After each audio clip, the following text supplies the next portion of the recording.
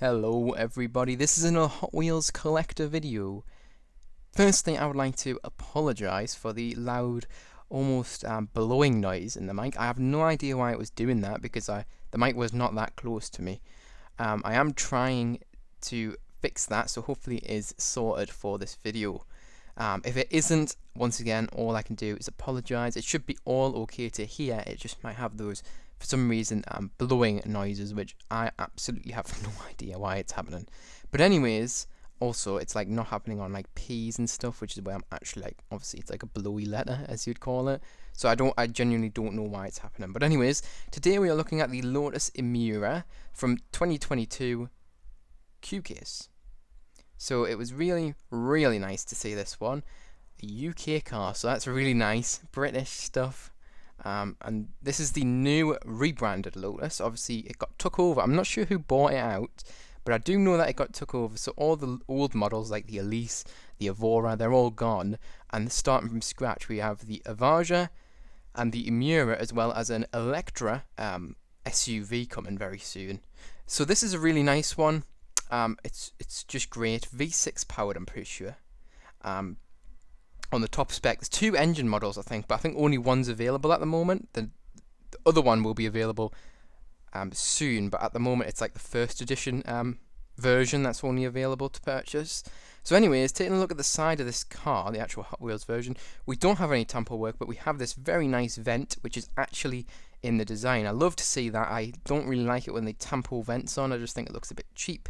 But when they actually go ahead and do it right, like this, it looks great. And once again, I don't mind it when they do tampo the vents on, but they have to be done properly. Just one big black blob just doesn't do it for me. Obviously, on the premium stuff, they do obviously how it should be done if they're going to tampo it.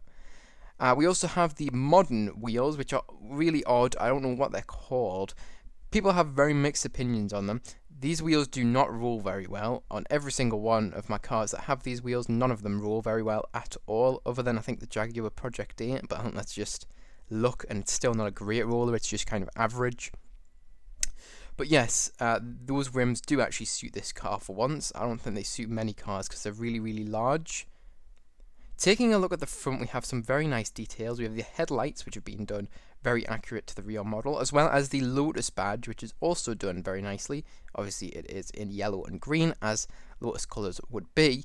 But on the Avaja, the red one, they decided to do a black and white Lotus badge. It does match much nicer with the car, but this time I think this yellow badge works on this one. But obviously, the black badge definitely fit the Avaja in red much nicer. Below we also have the grille and vents, if you will, so that's all done with the black plastic base. It's plastic obviously because it's a mainline. If you want that metal base, it's going to have to go premium, which, do I think this car will go premium? Not in a hurry, I don't think, not in a hurry. There's somewhere I'm like really, really sure they're going to be in premium really quick, but this is not one of them. The hood also has some very nice engravements for vents in the actual casting of the metal itself. Those are not tampoed on, but they look phenomenal. Sadly, this car does not have any wing mirrors, so that is kind of a letdown, but it is a mainline, so I'm not going to be too fussy. But when it gets to the premium stuff, I really would like to see wing mirrors on stuff. Some cars don't look too bad without them, but it just makes that realism kind of fade away really fast. On the rear, we have a nice light bar which has been tampoed. Looks very nice, sleekly done. There's no crazy tampos on this. It's a very stock looking car, and I know Lamley loves that type of thing. I do like a good amount of tampo on a car when it's done right. So an example of that might be this Silvia here, or this Falcon here. When it's done right, it can look beautiful and phenomenal. Also that RX-7, which I've just done a video on, shameless plug. But there you go. I think this looks phenomenal.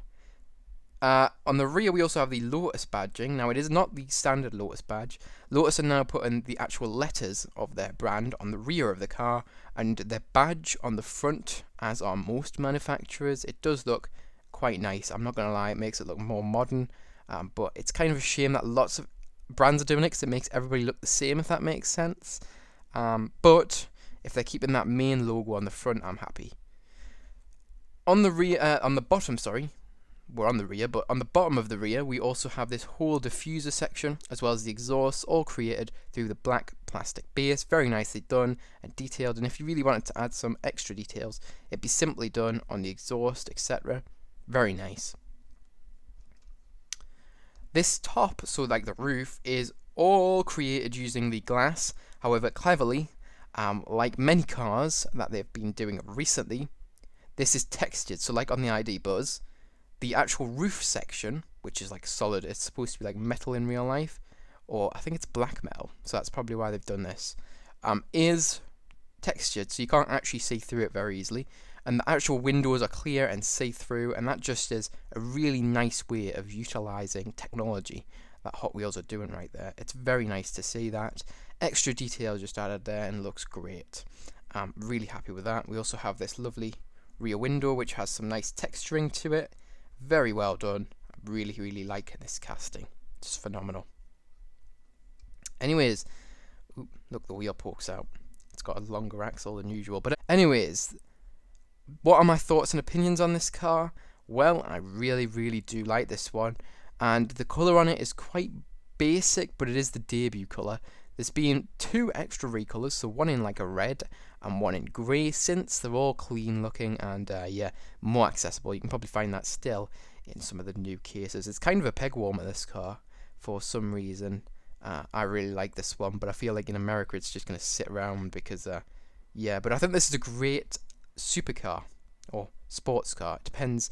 I think it's more of a sports car. I would class it as a sports car. It really is rivaling, you know, your brands like Porsches, I think. It looks phenomenal and it looks really sleek. In real life, it looks even better. Anyways, that is it for this video. If you enjoyed, make sure to like. If you're new, subscribe. Share this with anybody who may be interested, such as friends, families, or in any groups that you may be in, such as on Facebook or Discord. Anyways, that is it for this video. See you guys in the next one. Bye bye, everyone.